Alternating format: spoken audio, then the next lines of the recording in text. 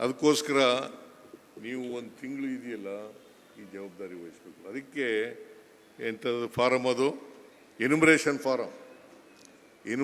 Form ನಿಮಗೆ ಎರಡೆರಡು ಕೊಡ್ತಾರೆ. ಅದನ್ನು ಸರಿಯಾಗಿ ಭರ್ತಿ ಮಾಡಿ ನಿಮಗೆ ಸ್ವೀಕೃತಿ ಪತ್ರ ತಗೊಳ್ಬೇಕು, ರಿಸೀಟ್ ತಗೋಬೇಕು. ಪ್ರತಿಯೊಬ್ಬರೂ ಕೂಡ ನಿಮ್ಮ ಕ್ಷೇತ್ರದಲ್ಲಿ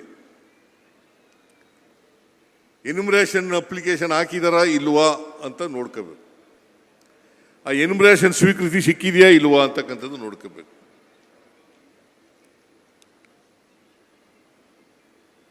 ಇದನ್ನ ಮಾಡ್ತೀರಿ ಅಂತಕ್ಕಂಥ ವಿಶ್ವಾಸ, ನಂಬಿಕೆ ಇದೆ ನನಗೆ. ಅದಕ್ಕೋಸ್ಕರನೇ ಪಾಪ ಸುದರ್ಶನ್ ಅವರು ಇಡೀ ರಾಜ್ಯನೆಲ್ಲ ಸುತ್ತಿ ಇವ್ರನ್ನೆಲ್ಲ ಜಾಗೃತಿಗೊಳಿಸ್ತಕ್ಕಂಥ ಕೆಲಸವನ್ನು ಮಾಡ್ತಾ ಇದ್ದಾರೆ. ಕಾಂಗ್ರೆಸ್ ಮಾತ್ರ ಹೊಣೆಗಾರಿಕೆ ಇರ್ತಕ್ಕಂಥದ್ದು, ಜವಾಬ್ದಾರಿ ಇರ್ತಕ್ಕಂಥದ್ದು. ಈ ದೇಶ ಉಳಿಸ್ತಕ್ಕಂಥವರು ಕಾಂಗ್ರೆಸ್ ಮಾತ್ರ, ಸಂವಿಧಾನ ಉಳಿಸ್ತಕ್ಕಂಥವರು ಕಾಂಗ್ರೆಸ್ ಮಾತ್ರ, ಸ್ವಾತಂತ್ರ್ಯ ತಂದುಕೊಟ್ಟಿರೋರು ಕಾಂಗ್ರೆಸ್ ಮಾತ್ರ.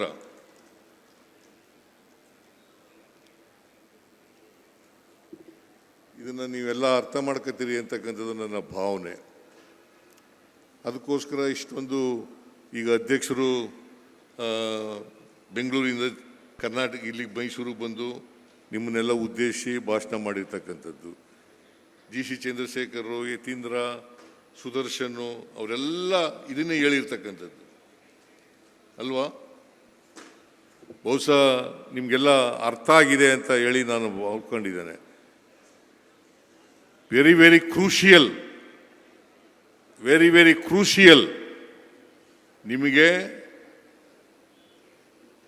ಜೂನ್ 30ರಿಂದ ಜುಲೈ 29ನೇ ತಾರೀಕಿನವರೆಗೆ, ಜುಲೈ 30ರಿಂದ ಜುಲೈ 29ನೇ ತಾರೀಕಿನವರೆಗೆ ವೆರಿ ವೆರಿ ಕ್ರೂಷಿಯಲ್. ನೀವು ದಯಮಾಡಿ ನಿಮ್ಮಲ್ಲಿ ಕೈ ಮುಗಿದು ಪ್ರಾರ್ಥನೆ ಮಾಡ್ತೀನಿ, ಎಲ್ಲ ಕೆಲಸಗಳನ್ನೆಲ್ಲ ಬಿಟ್ಟುಬಿಡಿ. ಈ ಒಂದು ತಿಂಗಳಲ್ಲಿ ನೀವು ಇದೇ ಕೆಲಸ ಮಾಡಬೇಕು,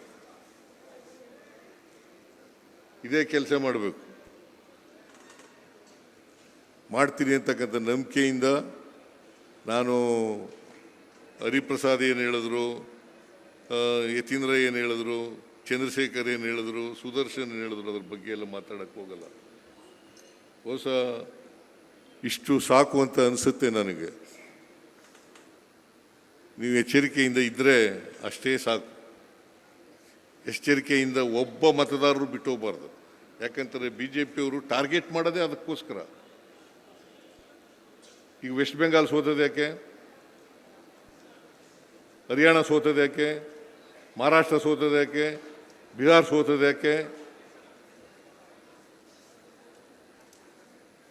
ತಾವು ಇದನ್ನೆಲ್ಲ ಅರ್ಥ ಮಾಡ್ಕೊಂಡಿದ್ದೀರಿ ಅಂತಕ್ಕಂಥದ್ದು ನನ್ನ ಭಾವನೆ.